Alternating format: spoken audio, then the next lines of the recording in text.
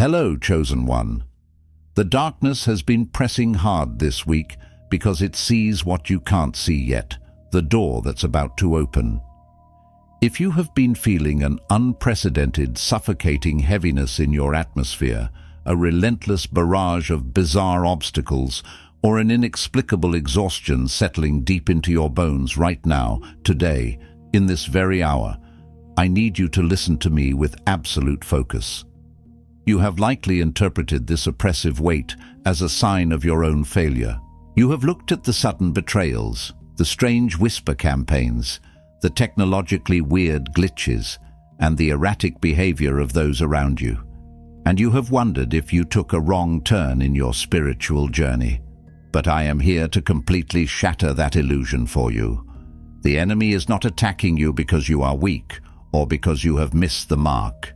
The enemy is launching a frantic, highly coordinated, scorched earth assault against your mind and your environment precisely because of what is coming. This attack is empirical, undeniable evidence of your imminent breakthrough.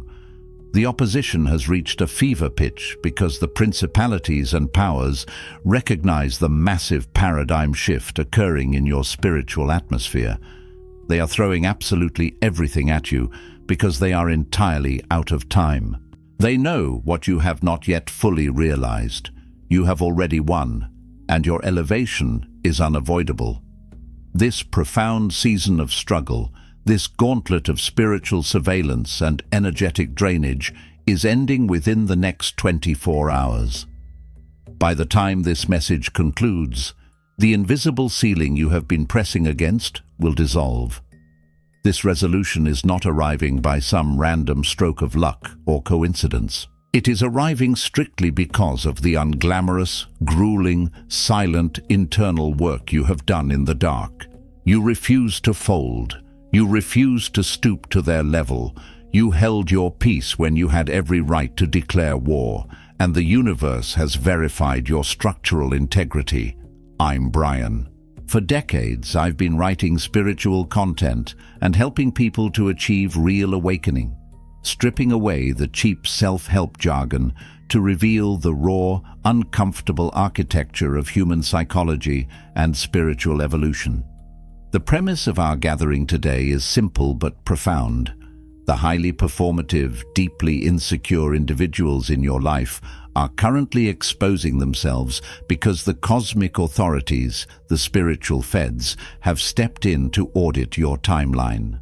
After months of secretly watching you, the highest order of divine justice wants a private meeting with you, and they are sweeping the room to remove absolutely anyone who lacks the clearance for your next chapter. Before we break down the exact mechanics of this audit, I need you to subscribe to the channel, hit the like button to align your frequency with this truth, drop a comment with what point hit you hardest, and share this video with another chosen one who is fighting a battle no one else sees. Step 1. Dismantle the monument you constructed for their counterfeit potential. To survive the sheer velocity of the divine audit currently taking place in your life, you must first confront the most devastating psychological trap you have ever built for yourself. You must actively, consciously, and ruthlessly dismantle the towering monument you constructed for their counterfeit potential. As a chosen one, your internal architecture is inherently woven with high vibrational empathy and a prophetic ability to see the buried gold within broken people. You looked at the toxic, insecure, and highly performative individuals in your orbit, and instead of seeing the hollow shell they presented to the world, you saw a magnificent future version of them that could exist if only they decided to heal. You gathered your own precious hard-earned light and used it to construct a massive pedestal, placing their unmanifested potential right at the summit. You then spent years interacting with a hallucination, negotiating with a ghost, and pouring your sacred energy into a version of them that absolutely does not exist in the physical realm. The spiritual FEDS are stepping in today to serve you with a harsh eviction notice regarding this delusion. You must understand that treating someone according to their highest potential when they are fiercely and permanently committed to their lowest comfort zone, does not inspire them. It absolutely terrifies them. The contrast between your authentic alignment and their performative facade is the absolute root of the silent, agonizing war they have waged against you. You operate from a place of internal generation. Your peace, your ideas, and your grace flow from an endless, deeply anchored divine source within you. You are aligned with your true self, which means you do not have to perform. You simply exist, and your existence naturally alters the frequency of the room. The imitator, however, operates purely on external validation and a meticulously curated aesthetic of depth. They have constructed an elaborate, paper-thin mask designed entirely for the applause of the crowd. When you enter their orbit, carrying the heavy, undeniable frequency of unforced authenticity, it immediately triggers an existential crisis within them. They look at you and realize that you possess naturally what they have to exhaust themselves to fake. Your authenticity highlights their artificiality. They realize that no matter how much they manipulate the narrative, how much they lie, or how many buzzwords they steal from your vocabulary, they will never have the effortless, resonant grace that you naturally carry. This realization does not induce a desire for healing. It induces a ravenous desire to destroy the mirror. The deep psychology behind their frantic behavior right now is rooted in a catastrophic meltdown of their ego structure. They are absolutely terrified of your light because it illuminates the horrifying reality of their own stagnation. For years, they relied entirely on a script where you played the supporting role, absorbing their projections, believing their excuses, and tolerating their disrespect. But as your spiritual awakening accelerated, you suddenly stopped following the script. You stopped providing the emotional reactions they used to regulate their own nervous systems. Without your participation, their entire performance looks utterly ridiculous. They are frantic because the universal audit is exposing the fact that they have no original substance. They are melting down behind closed doors, lashing out with passive-aggressive jabs and subtle sabotage because their survival depends on a dynamic you have permanently exited. They thought they were the main character, but the feds have seized the ledgers, and the math proves they were merely a parasite feeding off your surplus energy. To truly grasp the absurdity of what they are attempting, you must visualize a profoundly goofy scenario. Imagine a person running out into a raging, magnificent, earth-shaking thunderstorm with a tiny, fragile plastic cup, desperately trying to catch lightning. That is exactly what the highly performative hater is doing when they try to compete with your divine calling. They are trying to contain, categorize, and control a multi-dimensional cosmic force using the cheapest, most fragile, two-dimensional tools of ego, gossip, and manipulation. It is profoundly absurd. They believe they can outsmart the divine favor resting on your life by running whisper campaigns or by trying to sabotage your material opportunities. They do not realize that they are playing a pathetic, finite game while you are moving in an infinite, sovereign reality. Their plastic cup is melting in their hands. They are getting burned by the sheer voltage of your presence, and instead of dropping the cup, they are blaming you for the storm. You must look at the sheer goofiness of their behavior and allow your anger to transmute into a clinical, detached observation. It is deeply tragic, in a pathetic sense, to watch someone spend their entire life building a kingdom of cardboard, painting it to look like reinforced steel, and demanding that everyone bow down to their artificial sovereignty. And here you come, walking with the quiet, devastating authority of a true heir, completely unbothered by their cardboard throne. The moment you dismantle the pedestal you built for them, you stop bleeding your sacred energy into their bottomless void. You must look at them not for who you wish they were, but for exactly who their actions have empirically proven them to be. Take a sledgehammer to the marble columns of their potential. Bring your expectations down to absolute zero. When you stop funding their illusion, their entire operation goes bankrupt, and you reclaim the spiritual sovereignty required to step into the private room the FEDS have prepared for you. Step 2. Recognize their obsessive surveillance as a confession of stagnation. Once you have shattered the illusion of their potential, you will inevitably become hyper-aware of a deeply unsettling dynamic. You are being watched. There is a highly specific, chilling phenomenon that occurs when a chosen one is on the precipice of a massive elevation. The people who have positioned themselves as your secret competitors, the toxic family members, the insecure former friends who pretend you no longer exist, they are currently conducting an obsessive, covert surveillance operation on your life. They are checking your digital footprint from fake accounts, asking mutual acquaintances probing questions about your progress, and monitoring your silence with the intensity of forensic investigators. You have felt this heavy, invasive gaze for months, and it has caused you significant anxiety. But step 2 demands that you radically reframe this experience. You must stop viewing their surveillance as an intimidating threat and start recognizing it for what it truly is: a humiliating confession of their own absolute spiritual stagnation. Consider the profound contrast between your internal orientation and their frantic outward obsession.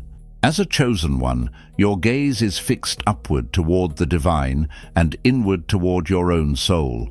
You are deeply invested in your own healing, the expansion of your consciousness, and the meticulous construction of your internal architecture.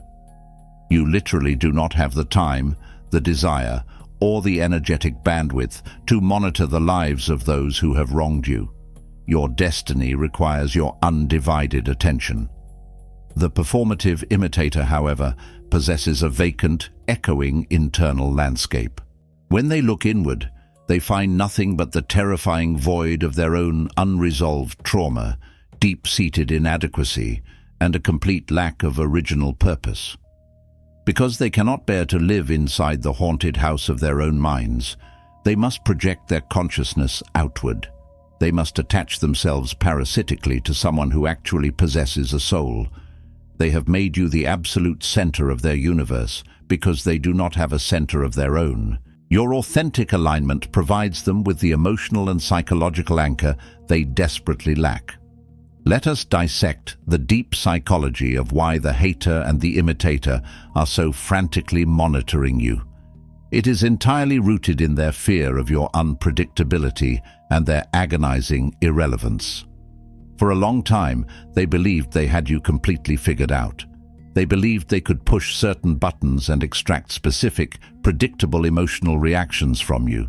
They relied on your historical willingness to constantly explain yourself, to seek their approval, and to forgive their chronic disrespect. But as you have awakened, you have withdrawn that access. You have gone entirely dark on their radar.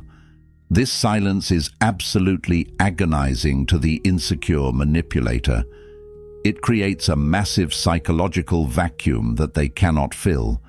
They are watching you so obsessively because they are desperately trying to anticipate your next move. They are terrified that you are going to expose them, entirely surpass them, or worst of all, completely forget that they even exist. Their surveillance is an act of spiritual espionage. They are trying to steal the frequency of your peace, reverse engineer your success, and harvest your essence because their own spiritual bankruptcy leaves them entirely incapable of generating anything on their own. The metaphor for this dynamic perfectly illustrates the goofy, pathetic nature of their existence. They are essentially breaking into a master architect's office in the dead of night to steal the blueprints to a magnificent, gravity-defying skyscraper. They meticulously copy every line, every measurement, and every detail, convinced that by merely possessing the map, they will suddenly become the master builder. But what they fail to realize is that possessing the blueprint does not teach you how to pour the concrete. It does not teach you how to withstand the agonizing pressure of the construction process.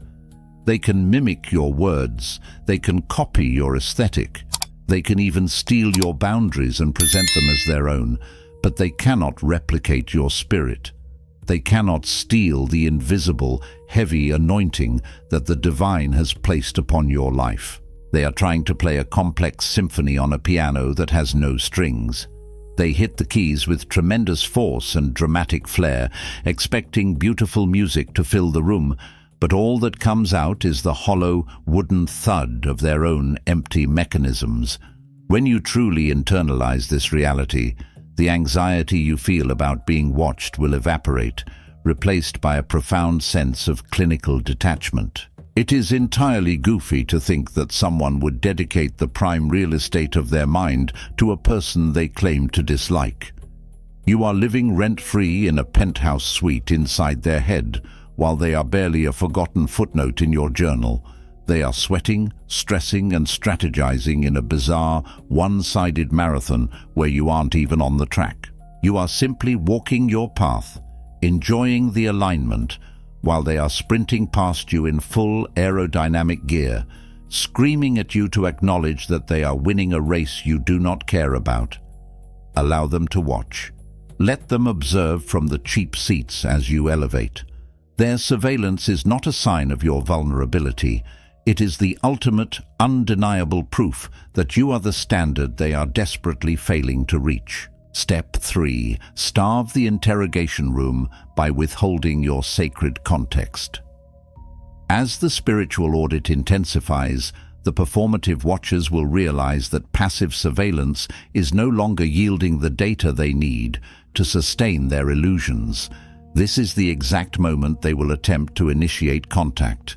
They will reach out under the guise of wanting to catch up, clear the air, or pick your brain. They will send a perfectly crafted, seemingly innocuous text message, or attempt to bait you into a conversation through mutual associates. You must understand the true, insidious nature of this invitation. They are not inviting you to a conversation of equals. They are summoning you to an interrogation room. They have been watching your unbothered ascent from afar, marveling at your unexplained peace and your sudden unbreakable boundaries, and they realize they are missing vital information. They want to know who is opening these doors for you. They want to know what your next move is. Most importantly, they want to gauge if they still have access to your internal world. Step 3 is the absolute non-negotiable mandate to starve that interrogation room by practicing the profound art of silence and completely withholding your sacred spiritual context. The contrast between your authentic alignment and their performative extraction is a matter of resource generation. The authentic chosen one thrives in mystery, quiet confidence, and internal self-sufficiency. You do not need to explain the mechanics of your blessing to anyone, especially not to those who historically prayed for your downfall. Your reality is self-validating. The imitator, however, is a creature of constant, ravenous consumption. They cannot generate their own spiritual light, so they must harvest the light of others. Dialogue is their primary extraction method. They use questions, feigned curiosity, and fake concern as hooks to pull your precious, highly refined energy into their stagnant, toxic reality. When you explain yourself to them, when you defend your choices, or when you attempt to make them understand the profound depth of your journey, you are essentially handing them the operational blueprints to your peace. They do not want to celebrate your journey. They want to dismantle it, reverse engineer it, find a flaw in it, and figure out how they can use it for their own gain while simultaneously undermining your foundation. This dynamic is exactly like pouring pure, distilled, life-giving spring water directly into a toxic waste dump and expecting the dump to suddenly become clean. It is a massive, tragic waste of your most valuable resource. Your context is sacred. It was forged in the fire of your deepest pain, refined in the quiet hours of your most desperate prayers, and paid for with tears they never saw and wouldn't understand even if they did. To hand that context over to a highly performative hater is an insult to the divine process you have endured. When you withhold your context, when you refuse to give them the explanation they feel so deeply entitled to, they completely lose their minds. Their fear transforms into a desperate, feral panic. They rely on you over-explaining yourself so they can find a contradiction or a weakness to exploit. When you meet their probing questions with a calm, unbothered, one-word answer, or better yet, complete and utter deafening silence, you reflect their own terrifying emptiness directly back to them. The sheer goofiness of their interrogation attempts becomes painfully obvious once you step outside the emotional matrix. They are like frustrated, entitled toddlers banging on a massive reinforced titanium vault door with a cheap plastic squeaky hammer, absolutely furious that the complex combination lock isn't responding to their tantrums. They are demanding access to the VIP lounge of your soul while holding a forged expired ticket. They genuinely believe that because they used to have access to your basement, they are automatically entitled to the penthouse you just built. By refusing to justify your existence, your silence starves their ego. It cuts off their oxygen supply. You must look at their attempts to draw you into a debate and realize that engaging with them is a massive misallocation of your high-level energy. Your absolute refusal to hand over your context is the most devastating boundary you can set. It proves that you no longer value their comprehension of your life. You do not need them to understand why you left, why you changed, or why you are succeeding. You do not need their closure, and you certainly do not need their permission to elevate. Let them sit in the dark, wondering how you managed to build a castle out of the bricks they threw at you. Let them agonize over the mystery of your peace. The FEDS are conducting a private meeting, and the interrogation room of the imitator has been officially shut down by the universe. Keep your mouth closed, keep your frequency high, and let them starve on the absolute lack of information. Step 4. Observe the complete collapse of their performative blueprint. As you stand firm in your authentic power, deny them the extraction meeting and starve them of your context, you are going to witness something incredibly profound, highly revealing and slightly disturbing: the total catastrophic collapse of their performative blueprint. Because they cannot get you to explain how you achieved your spiritual and material elevation, and because they can no longer control your emotional state, they will attempt the only other strategy they know. They will try to aggressively mimic you. They will try to replicate your outer movements without possessing your inner spirit.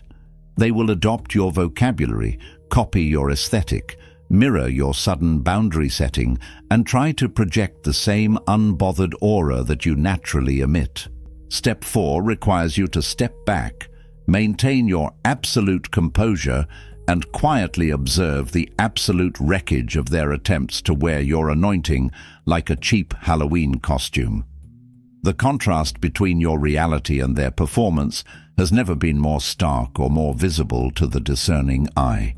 You arrived at your current state of unshakable peace through a brutal, agonizing process of breaking down your ego, facing your deepest fears in isolation, and surrendering entirely to a higher divine will. Your light is the byproduct of actual, painful combustion. You burned away the impurities of your soul in the furnace of affliction to shine this bright. The imitator wants the glow without the fire. They want the resurrection without the crucifixion.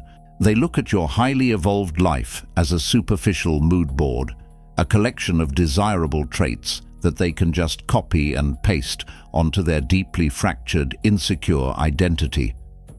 But the universe does not reward spiritual plagiarism. Universal laws cannot be bypassed by a good performance. When they try to execute your moves, they will look entirely uncoordinated, robotic, and painfully, embarrassingly inauthentic. The psychology of their meltdown in this phase is rooted in the horrifying realization that the universe is actively rejecting their performance. They are putting in all the visible effort, saying all the right buzzwords, mimicking your exact posture, and desperately trying to manifest your results. Yet the doors remain entirely closed to them. The favor does not flow.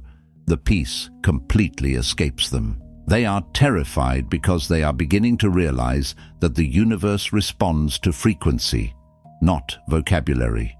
They are terrified of your light because it is effortless, while their imitation is exhausting them to the point of collapse. They are experiencing the profound humiliation of realizing that they cannot outsmart the divine.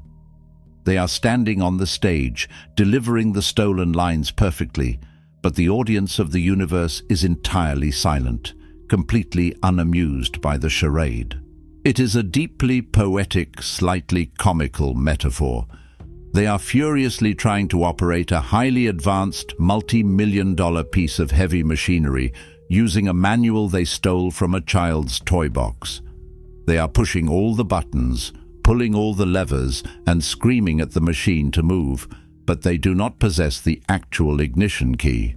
They are furious that your effortless touch starts the engine, while their frantic pounding produces nothing but bruised hands. The sheer goofiness of watching someone try to fake an anointing is enough to make you shake your head in absolute disbelief. They will post the highly curated photos, write the profound captions they plagiarized from your unexpressed thoughts, and posture themselves as highly evolved masters of the universe, but the energy will always feel deeply off, parasitic and synthetic. Anyone with an ounce of true discernment will see right through the plastic sheen. Your job in this phase is entirely passive. You do not need to call them out. You do not need to expose their fraud to the world or write a manifesto detailing their mimicry. Your job is simply to observe the collapse from a safe distance. Watch as the weight of their own fake armor becomes far too heavy for them to carry. Their reliance on a script they do not genuinely understand will ultimately be their undoing, proving once and for all that a divine calling cannot be counterfeited by human machinations. The feds are auditing their timeline, and the penalty for spiritual identity theft is absolute, agonizing irrelevance. Let the facade crumble. Let the heavy machinery sit completely silent. You just keep walking in the effortless rhythm of your true identity. Step 5. Relinquish the agonizing urge to correct their fraudulent narrative. When the performative imitators realize that they cannot extract your blueprint and their desperate attempts to mimic you fail spectacularly on the public stage, their panic will inevitably mutate into malice. This is the stage where the whisper campaigns begin in earnest. Since they can no longer control you and they cannot successfully copy you, they must attempt to control how other people perceive you. They will spin wild, highly creative, and entirely fraudulent narratives about why you have distanced yourself, why you are experiencing success, or why you coldly ignored their request for a meeting.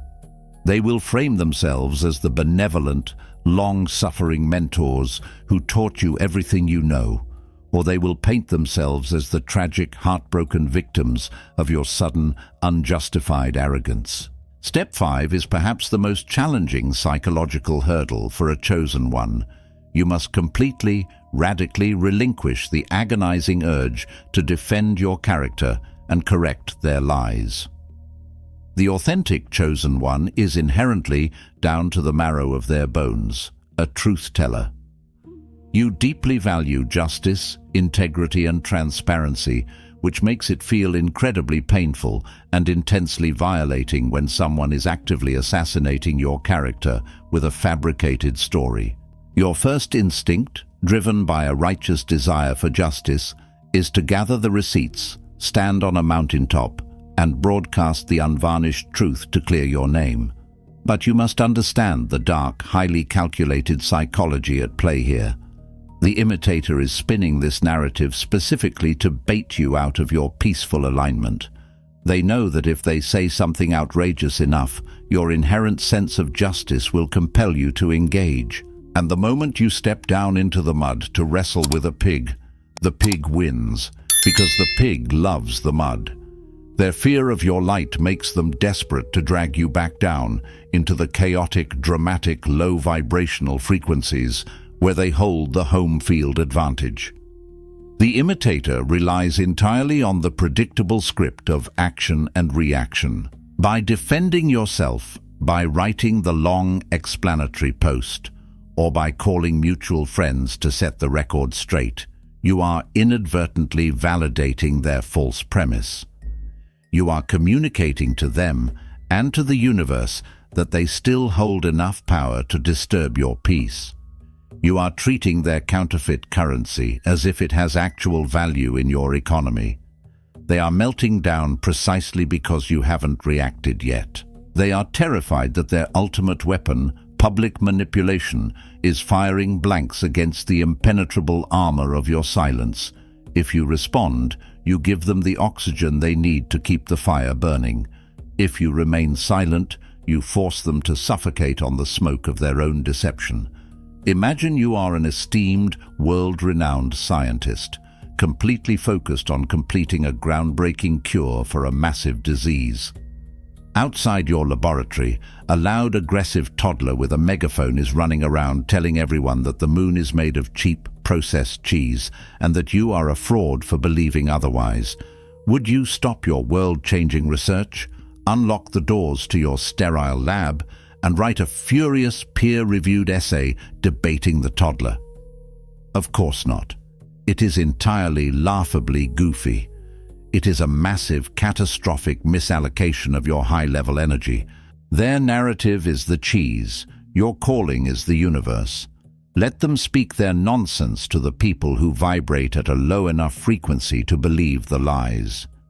The people who are truly meant to journey with you into your next season have the spiritual discernment to see right through the imitator's highly performative, desperate smear campaign. The divine FEDS are using their gossip as a high-powered fan to blow the chaff away from your wheat. When you relinquish the urge to correct the story, you trap the imitator in their own toxic web. They are left screaming into the void, waiting for a counterattack that never comes, looking increasingly unhinged to the spectators. Your absolute, deafening silence in the face of their provocations is the most powerful, devastating verdict you can possibly deliver. It proves that you have completely, permanently outgrown the simulation they are still desperately trying to control. Let them have the narrative. You have the actual anointing. Step 6. Fortify your internal architecture against empathic hijacking. If the intimidation fails, if the extraction fails, if the mimicry fails, and if the smear campaign completely fails to break your focus, the imitator will inevitably pull out their final, most insidious, and most dangerous weapon, weaponized pity. They will suddenly drop the aggressive, competitive persona and seamlessly adopt the role of the wounded, misunderstood, tragic figure. They will reach out with a sudden crisis, a sob story, an unexpected health scare, or a deeply emotional plea for your help. They do this because they know exactly who you are. They know you are a chosen one. They know that your spiritual architecture is built on a massive foundation of profound empathy, compassion, and a genuine biological desire to heal the broken. Step 6 demands that you fortify your internal architecture and protect your borders with extreme prejudice against this deliberate, calculated, empathic hijacking. You must learn to differentiate between genuine cries for help and parasitic attempts to drain your anointing. The contrast here highlights your absolute greatest strength and their most predatory, calculated tactic. Your empathy is an organic, beautiful extension of your connection to the divine. You feel deeply, you love fiercely, and you naturally want to extend grace to those who are suffering. The imitator, however, views your empathy not as a virtue, but as a glaring security vulnerability in your spiritual firewall. They are frantically melting down because every other method of control has proven utterly useless against your new altitude. The aggressive tactics bounced off your armor, so now they are trying to slip under the door disguised as a victim. They are banking on the hope that your heart is still soft enough to manipulate. They are relying on an ancient, deeply ingrained script within you, the codependent urge to fix, to rescue, and to save those who are drowning, even if they are the exact same people who deliberately set their own ship on fire just to watch you burn. This dynamic is the spiritual equivalent of a highly evolved, deadly parasite disguising itself as a vital organ. It is a horrific, stealthy infiltration.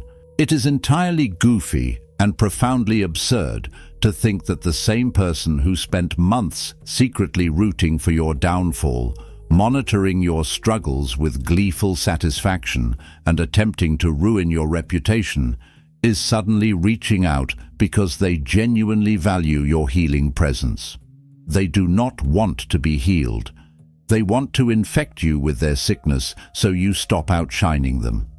They want to pull you down into the swamp so they don't have to look up at you on the mountain. If you allow them to trigger this rescue mission, if you fall for the illusion of their vulnerability, you will pull them onto your lifeboat, and they will immediately begin drilling holes in the hull while looking you dead in the eye. You must look at their sudden display of vulnerability with absolute clinical detachment. The Feds are requiring you to pass this final test of discernment before unlocking the highest levels of your new jurisdiction. True compassion sometimes means allowing a person to fully, painfully experience the unmitigated consequences of their own malicious actions without stepping in to save them. Fortifying your architecture means establishing a non-negotiable concrete boundary.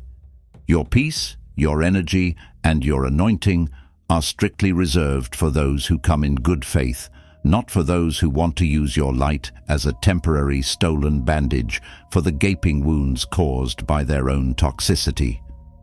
You must recognize that weaponized empathy is the enemy's favorite skeleton key. Change the locks. Close the drawbridge.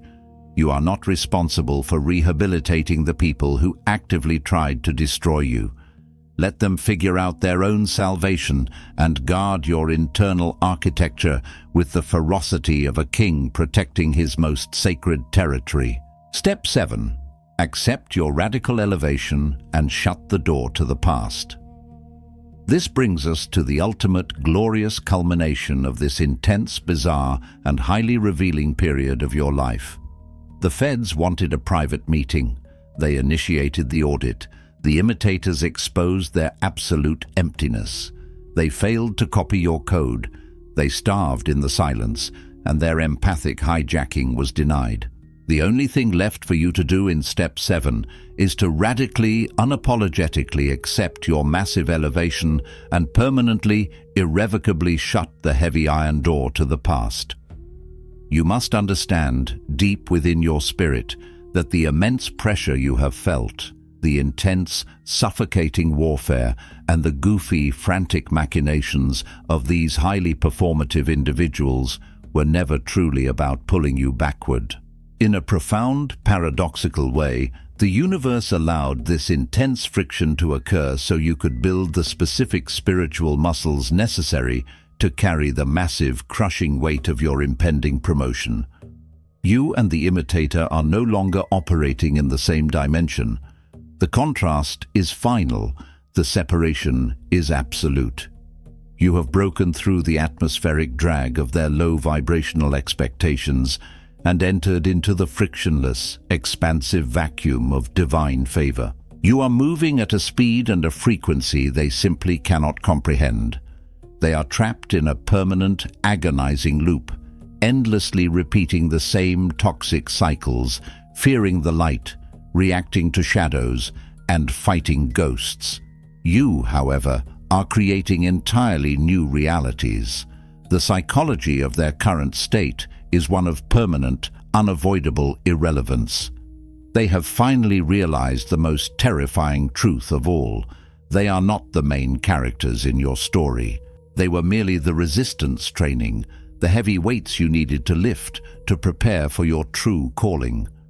Their reliance on external validation has left them entirely hollow, while your unwavering commitment to internal alignment has made you completely untouchable. Metaphorically, you have packed up your entire life, moved to a breathtaking, uncharted new continent, and completely changed your language. Meanwhile, they are still standing outside your old, abandoned house in the pouring rain, slipping angry, misspelled notes under a door that leads to an entirely empty room. It is over. The game is completely finished. The sheer, hilarious absurdity of them trying to compete with a divine calling has finally exhausted itself. Your internal architecture is now a massive, impenetrable fortress of peace, completely impervious to their external performances and their frantic surveillance. You do not need closure from them. You do not need a heartfelt apology. You do not need to explain your departure, and you certainly do not need their permission to thrive. You simply need to turn completely around, face the brilliantly illuminated horizon of your future, and walk boldly into the massive open door that the darkness was so desperately trying to hide from you. You have survived the audit. You have entirely outgrown the simulation. As we zoom out and look at the massive, grand, sweeping architecture of your spiritual journey, you must realize that your authentic alignment was always the real target. The enemy didn't care about your money, your relationships, or your status. The enemy cared about your frequency. The watchers, the imitators, the spiritual FEDS, the chaos, they were all just elements utilized by a higher intelligence to test the structural integrity of your faith. And you passed. You passed with flying colors. You do not need to seek revenge against any of these people. You do not need to see them punished or humiliated. Your massive, unprecedented, uncontainable growth is the final, devastating verdict. Your absolute peace is the ultimate vengeance. Their punishment is simply having to wake up every day and be themselves, while having to watch you soar effortlessly from the very cages they tried to lock you inside. I need you to internalize this reality right now, today. The pressure is breaking. The shift is happening in this exact moment. Subscribe to the channel to stay permanently connected to this high-level frequency. Hit the like button to seal this transmission, and do not forget to drop a comment below, letting me know which of these 7 steps hit you the absolute hardest. Share this video with another chosen one who is dealing with these watchers right now and needs to know the audit is over. Keep your head up, protect your context, and step fully into the blazing light of your new jurisdiction. Stay chosen, stay blessed.